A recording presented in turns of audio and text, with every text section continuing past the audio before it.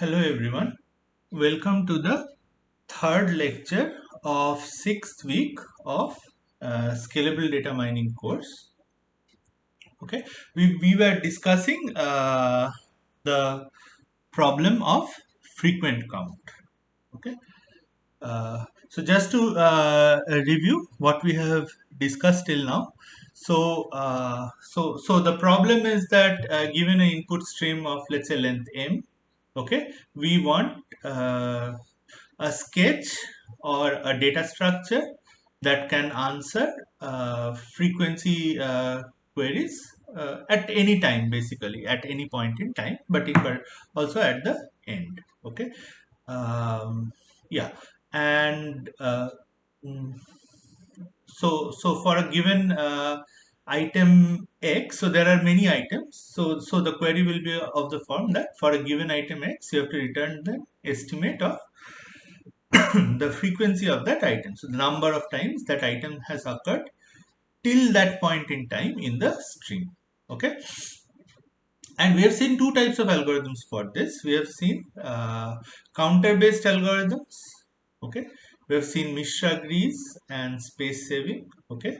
Uh, Both these algorithms require same kind of space and provide same kind of guarantees. But this algorithm underestimates and this algorithm overestimates. Okay, so you can sort of try and run both these and return the average or something. That may be a more accurate estimate. Okay, then we have seen this sketch based, okay, algorithms like the count min algorithm.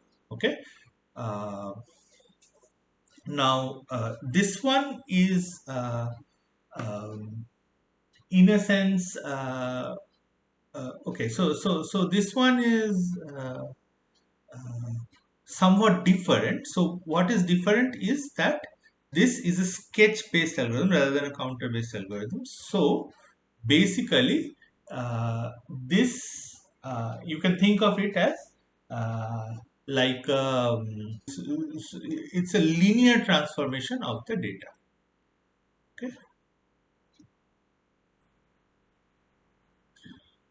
Okay. Uh, and we have seen that this also sort of overestimates. Okay. Um, and this is a randomized algorithm. Both these are deterministic algorithms. Okay. But this requires a little bit more space. Basically, this requires order 1 by epsilon log 1 by delta space. Okay.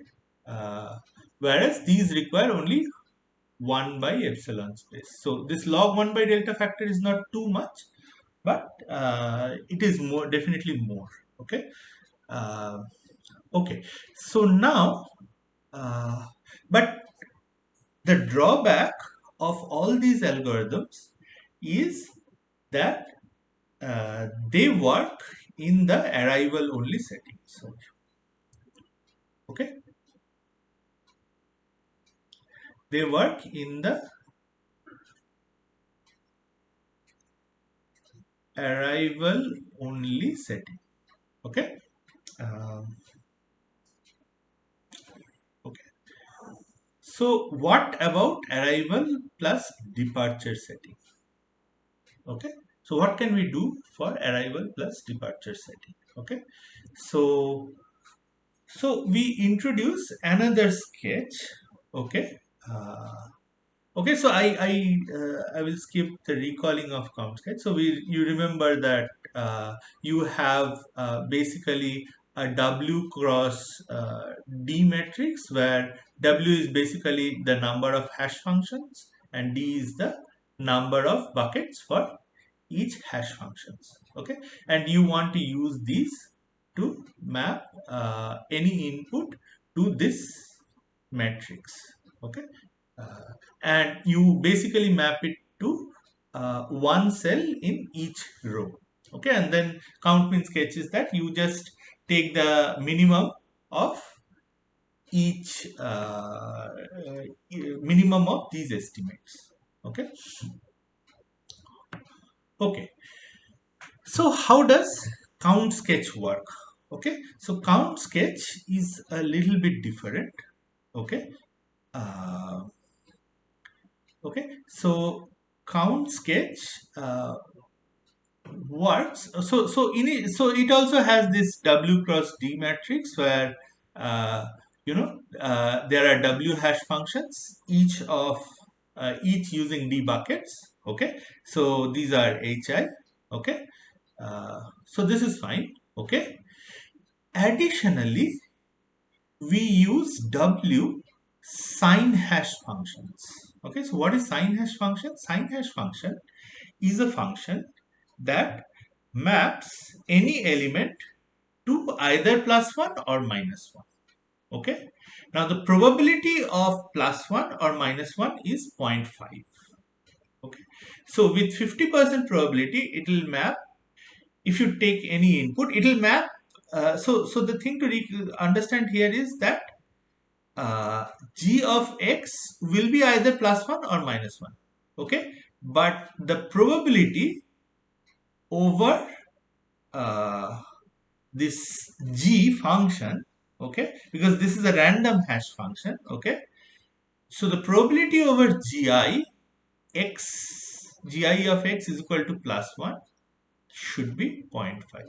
Okay, so this is kind of uniform random hash function that maps any element, okay, to minus 1 or plus 1. Okay, but once you pick the function, it is a fixed function. Okay, uh, okay, so what is the sketch? Okay, so the sketch is initialization is exactly same as count min sketch. Okay, so you initialize all the entries of this matrix AWD to 0. Okay, so note that here, so each element, so similar to count sketch, each element will be mapped to one, one cell in a row. Okay, okay, so each element will be mapped to one cell in a row. Okay, uh, and the cells it is mapped to, okay, they are expected. So this is the A matrix. So this AI, okay, and GI of X should sort of maintain something like we will see exactly what, but think about sorry, not this is uh, hi of x. Okay, this is something like uh,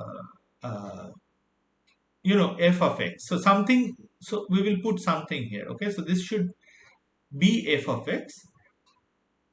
uh, okay, uh, we will see. Okay, let us see. Okay, okay, so now see, uh, what we do is we update this ai of hi of x, okay, as count c. Okay, so you are processing the element x and the count c, and now we are in arrival plus departure setting, so c can be negative. Okay, so c belongs to just r. Okay, so c can be positive, c can be negative. Okay, now this ai of hi of x is maintaining count times gi of x. So depending on whether gi of x is plus 1 or minus 1, okay, it will either maintain. So let's go here. So I'm going to say this is going to maintain something like gi of x times f of x. Okay, so if gi of x is plus 1, okay, uh, if in other words, if gi of x is plus 1, then this a of I hi of x is going to be f of x. if gi of x is minus 1, okay, this same thing is just going to maintain minus f of x. Okay, okay. So what do you return? Okay, so you just return as estimate gi of x times ai hi of x. So that is going to be your f of x. Okay, and you can understand. So gi squared is always 1. Okay, gi squared is always 1. Gi of x squared is always 1. Okay, this is equal to 1. Okay, so let me give a little bit of intuition here. Okay, so see now, so earlier this A matrix was a count matrix. So earlier A matrix was always positive. Okay, but now this A matrix is basically in the range minus infinity to plus infinity. So it can be positive or negative. It will always be integers, but it can be positive integers or it can be negative integers. Okay. Uh, yeah. So actually, I should put, instead of r here, I should just put these are z. Okay. So these are yeah, I think yeah, I think z. So basically positive and negative integers. Okay, all integers. Okay, uh, okay. So let us do the do an example. Okay, so here now you have h and g1. So we have here w is equal to 2. So two hash functions, and we have basically three buckets. Okay, so hi maps to either 1, 2, or 3. Yeah. So blue, and the mapping is given here. Okay. Now think of red. Okay, so red is 1, 3 plus minus. Okay, so 1, 3 plus minus. Okay, so I'm going to do here plus minus. So the count here is now minus 1. Okay. Uh, yeah. Okay. Then so this is done. Okay. Now blue. Okay. 2, 1 both plus. Okay. So 2 and 1 both plus. Okay. So I'm going to say plus here. Okay. Then again red. Okay. Plus minus. Okay. Plus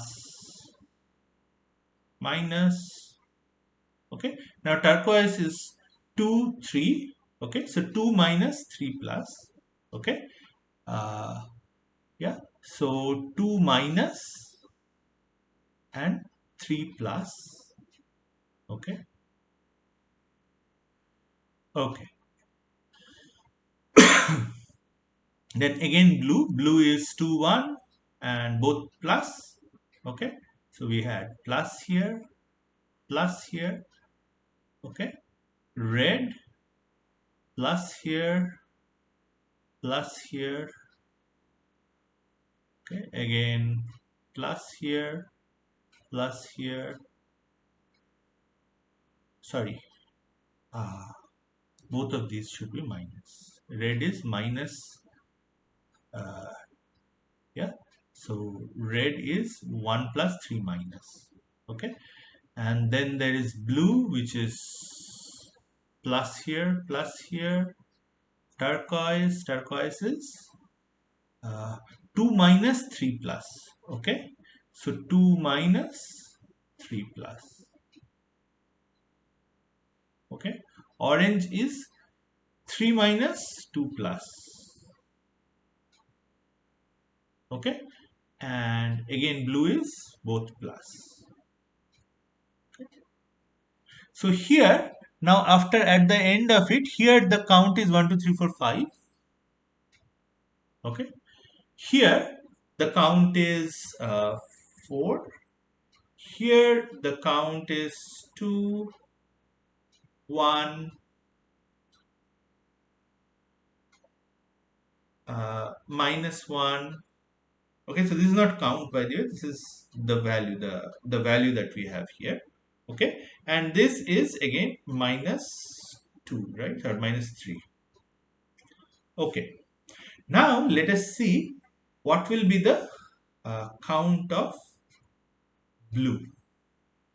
Okay, so remember we are going to return median of gi times this. Okay, so blue is both plus, so gi is both plus. Okay, so we are going to return median of this and this, median of this and this. You can return either 2 or 4. Okay, okay, you can also in this case kind of return like 3. Okay, so count of orange. Orange did not have any clash, I think, this and this. Okay, and so orange is just median of 1 and 1, so 1. Okay, then red. Okay, count of red. So red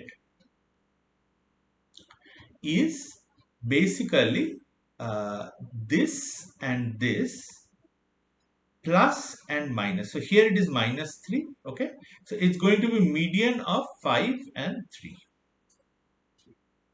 Okay, and here, so it can return either 5 or 3. Okay, and here we have uh, turquoise. Okay, so turquoise is 2 minus 3 plus. Okay, so it's going to take -2 of this. Okay, and 3 plus. Okay, so it's going to take. Okay, so you see. Okay, so here the just to give you the actual counts here. So blue has a count of 2, this has a count of 1, this has a count of 5, and this turquoise has a count of 2. Okay, but this is going to return -2 or -3, and that is because of this collision with red. Okay, so it it has one collision with red, and blue's actual count is 4. Okay, yeah, so it has one collision with blue. Okay, and it has uh, the other one colliding with red. Okay, and both with opposite signs, so that is what is causing it to predict so poorly. Okay, so turquoise is predicting poorly. Okay, now so this is how the algorithm works, but you can see the other ones are getting predicted uh, pretty close. Okay, okay, uh, so I think space requirement is obvious. Update time is also obvious. Yeah. So all these are very similar to count min sketch. Okay. Okay. Now, so what kind of guarantees can we provide for this? Okay. So we want again like something like an epsilon delta. Okay. So we want again uh, something like your f hat of x, okay, to be between let me say fx minus epsilon. Here I'm going to say norm of f, to norm of f. We'll come to this y. Okay, uh, and this is like fx plus epsilon times 2 norm of f.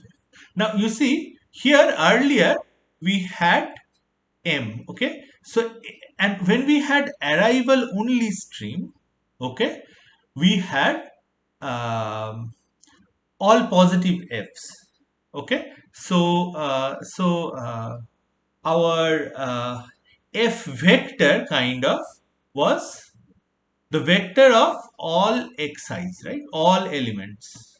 Okay, okay, and we said that, you know what, our basically m is just sum over fxi, which is just one norm of f. Okay, so it was one norm of f. M is one norm of f. Okay, so now we are going to, so now taking we are not taking one norm of f, because f is now a vector of both positive and negative integers. Okay, so you have to understand that f is now a vector of both positive and negative integers. Okay, so just adding them up is not same as taking norm. Okay, because this might be misleading. Okay, so yeah, so what we do instead is we take this sort of as an estimate of what m is, we take this 2 norm of f, okay, which is square root of summation over I f of xi square. This is what it is. Okay, so we are going to provide guarantees of this form. Okay, now how do we provide the guarantees? Okay, so as previously, we have y1 till yw, which are the w estimates of f of x. So basically these are, but these are random variables. Okay, so these are gi of x, okay, times a of ai of x. So this is what the estimate, a single estimate is. Okay, and then we are going to return, of course, the median of yi.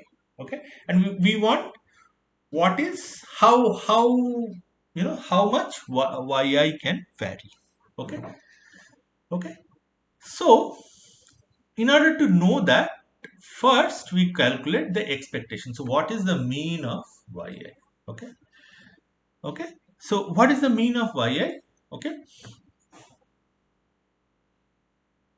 okay, so mean of yi is basically gi of x times whatever is stored in this hi of x. So now, what is this ai of a of I comma hi of x? Okay, so is now this has two components. Okay, so let us write this thing down. Okay, okay, so this has gi of x times fx, okay, plus, okay, for all the hi, like your summation over hi of y is equal to gi of x, okay, fy times gi of y. Okay, okay, so this is what we have written here. Okay, so here this y also includes x, but I am also writing it separately. Okay, so what is this going to be? Okay, so let us see. Okay, so yi, let's put it this way. So yi is sum over two terms. Okay, let's say t1 plus t2. Okay, now expectation of yi is sum over expectation of these two terms by linearity of expectation. Okay, the term 1 is just this. So this is your term 1. Okay, and this is gi of x square plus fx. Okay, so because this gi of x was already there, and inside there is a gi of x fx. Okay, And now gi of x square is always 1. Okay, so expectation of this is just f of x. Okay, so f of x is constant. Okay, and for term 2, what is term 2? Okay, so term 2, I'm going to just write term 2 here, is basically summation over y not equal to x and such that hi of y is equal to hi of x. Now gi of y, gi of x, and f of y, right? So this is what term 2 is. Just satisfy yourself this is the case. Okay, f of y is constant. Okay, so what we really have to take, so we can push the expectation inside this sum. So what we are left with is basically expectation of gi of x times gi of y times fy, sum over all y not equal to x, but hi of y is equal to hi of x. Okay, and this expectation is 0, and that is because you see your gi is mapping with probability half to +1 and with probability half to -1. Okay, so you can see you will get all four combinations: +1 -1, -1 +1, -1 -1, and +1 +1. Okay, and all with equal probability 1/4, and then the expectation is just 0. Okay, so you can check this out. Okay, okay, so expectation of T2 is 0 and expectation of T1 is uh, f of x. So expectation of y is f of x. Okay, so expectation is correct. Okay, now we analyze the variance. Okay, so let me put it this way, that yi has two kind of terms. Okay, one is basically the term where basically you know your the actual thing. So your hi of x. Okay, so a of sort of I, hi of x. Okay, and the other kind of gi times this, not yeah yeah gi times this, and the other kind of term where for y uh, the T2 where, which is your gi of x times a of I, hi of y. Okay, where hi of y is same as hi of x.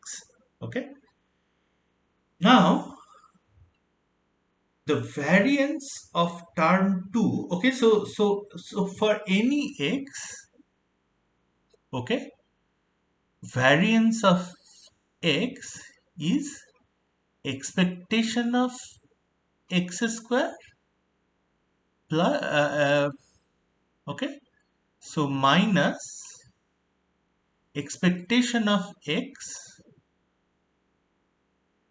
whole square. Okay, now what is y square here? Okay, so you can do the calculation. What is y square? Okay, so for this term, okay, uh, okay, you can check that. Yeah, so in some sense we are saying expectation of t square here, not expectation of y square, t1 square. So y is sum of t1 and t2. Okay, and this t1 and t2 are also independent, so you can think that this variance is just additive. Okay, so variance of t1 plus variance of t2. Okay, and now what is your variance of t1? So variance of t1 is just, you remember, uh, so this square. Okay, and this square is just f of x whole square.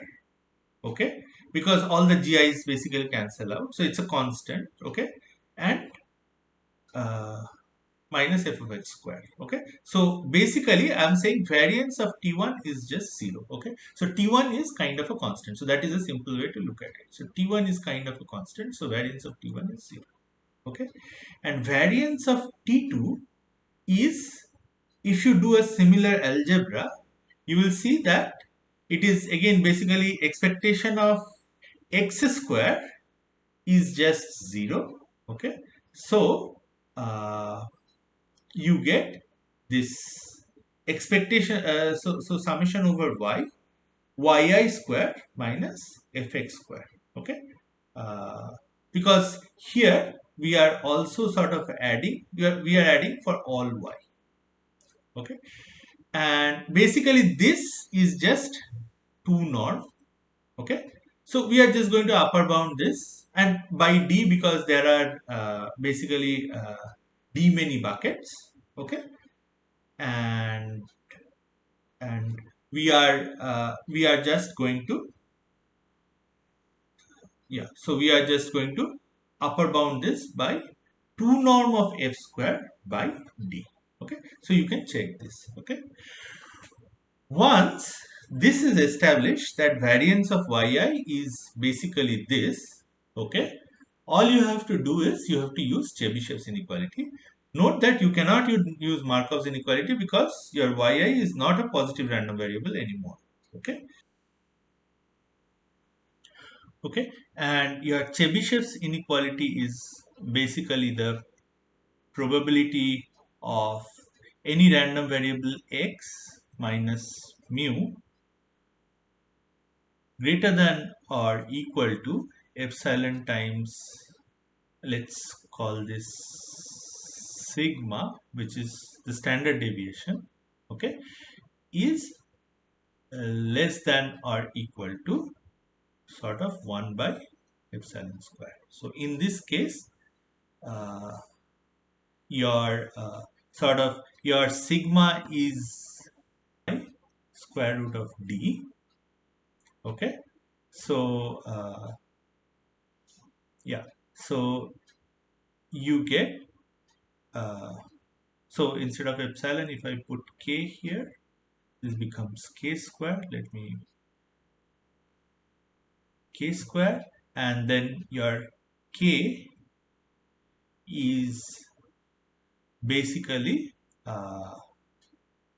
epsilon times square root of d.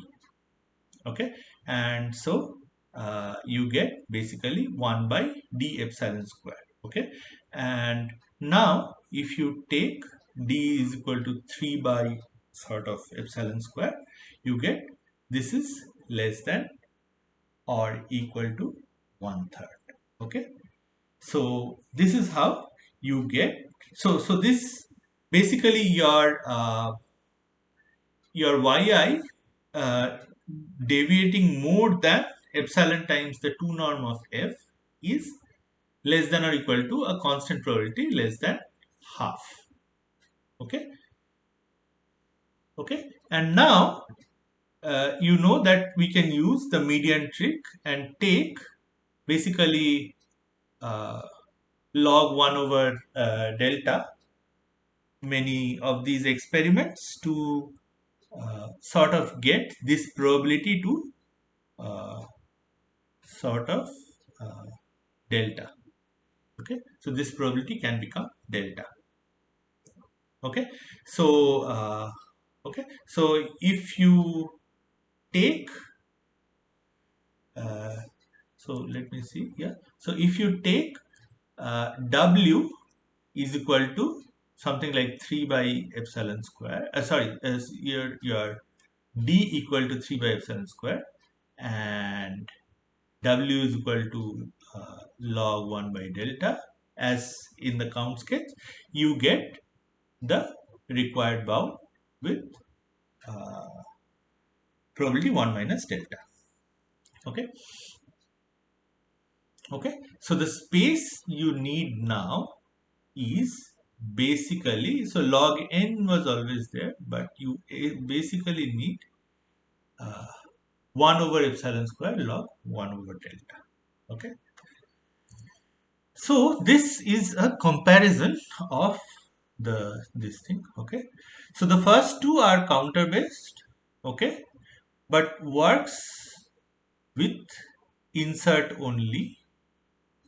Uh, uh, yeah. So basically you do positive updates. You can do positive updates. Okay. And here you just need like order 1 by epsilon memory, and you can get sort of so epsilon update relative to norm of f is what we are seeing. So here we are taking one norm of f, here we are taking two norm of f. Okay. Okay, so we are bounding the difference between f of x, sorry, f hat of x, okay, and f of x, like this, as we have shown already. Okay. Now, when we are using count min sketch, we need a little bit more memory. Okay. In this case, of course, error probability is 0. In this case, we have get a error probability of small error, which is delta.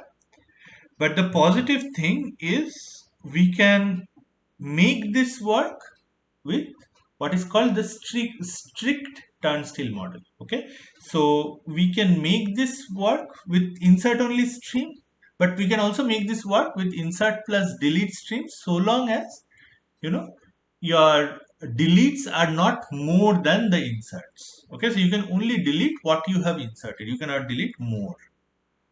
Okay, so your final count cannot become negative. Okay, if that is the case, and you need to modify, instead of taking min you need to take here median, but you can do this.